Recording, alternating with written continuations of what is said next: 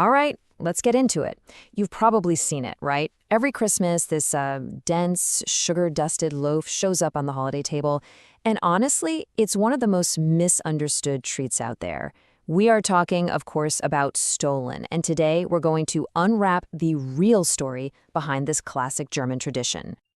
So let's just tackle the elephant in the room right away. Is Stollen just a dry, boring German fruitcake? You know, the one that gets regifted every year that nobody actually wants to eat? I get why people make the comparison, but let me tell you, the answer is a big, fat no.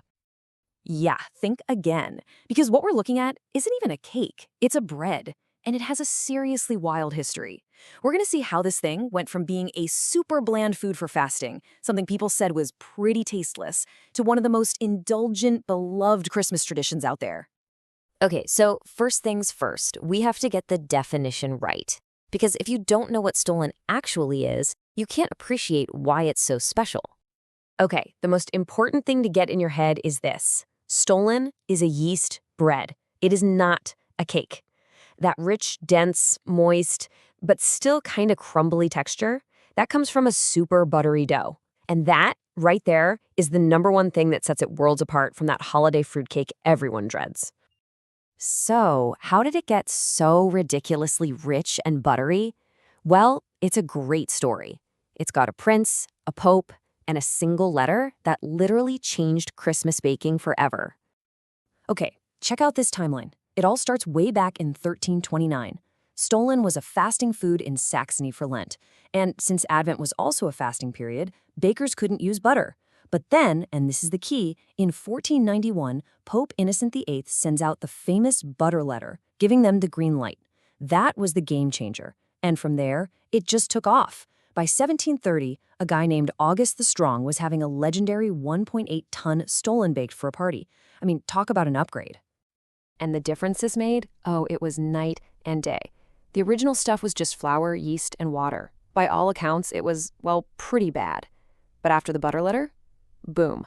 It becomes this rich, decadent bread loaded with butter, rum-soaked fruit, and all those amazing spices. It's crazy to think one letter from the Pope could completely reinvent a food like that. So what is actually in this thing? To really get Stollen, we gotta look under the hood, break down the anatomy of what makes it tick. It's a whole symphony of very specific flavors. First up, you have the spices. And we're not just talking a little sprinkle of cinnamon here. The classic Christmas spice blend is this incredible mix of cardamom, cloves, mace, nutmeg, and cinnamon. That specific combination of warming spices is what gives Stollen that smell, you know the one, that just screams Christmas. Then there's the great peel debate. Traditionally, you'd use candied orange and lemon peel. In German, it's called Zitronat and Orangat. But let's be real, a lot of people find that stuff a little bitter. So the modern twist is to use fresh zest instead. It gives it a much brighter, less bitter flavor. It's a perfect example of how these old traditions evolved, All right, let's look at the other key players here. You've got your rum-soaked fruit, which is not just for flavor, it's absolutely crucial for moisture. Then the almonds for that great texture and nutty flavor. Marzipan is optional, but if you've ever had Stollen with that sweet almond core, you know how good it is. And then there are eggs, which is actually kind of controversial. Some bakers add them for extra richness, but the purists, they say no way. That makes it too much like a cake and not a true bread. And even the shape itself has a special meaning. It's not just some random loaf shape. You roll the dough out, press a little trough down the middle, and then you fold it over itself to create this distinct ridge. And that shape, it's meant to represent baby Jesus wrapped in swaddling clothes. How cool is that? It really anchors this bread right in the heart of the Christmas story. Okay, so picture this. You've baked this gorgeous, symbolic loaf. Your whole house smells absolutely incredible. You're dying to slice into it, right? Well, hold on. Tradition says, not so fast. Because this next step is the real secret to a mind-blowing Stollen. 2 weeks. Yeah, you heard me. 2 whole weeks. The secret is patience. You're supposed to wrap it up tightly and just let it sit. This has got to be the hardest part of the whole recipe, for sure. So why on earth would you wait? Well, there's a real science to it. It's called mellowing. Over those 2 weeks, all the moisture from that rum-soaked fruit starts to work its way through the entire loaf.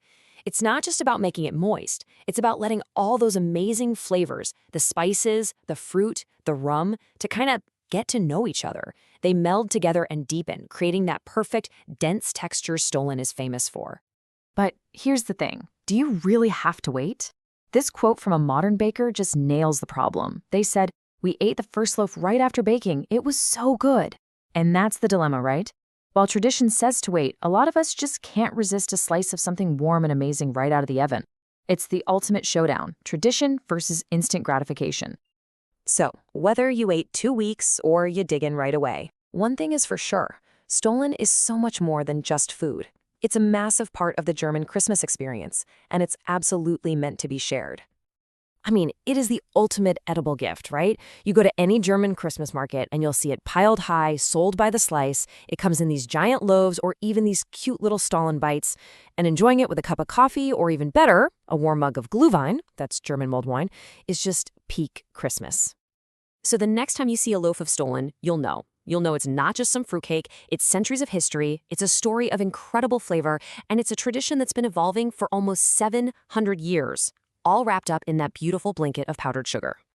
And all of this kind of leaves us with one last question to chew on.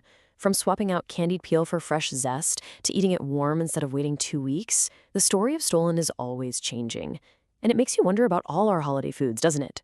Should we preserve tradition at all costs, or should we innovate for what tastes best right now?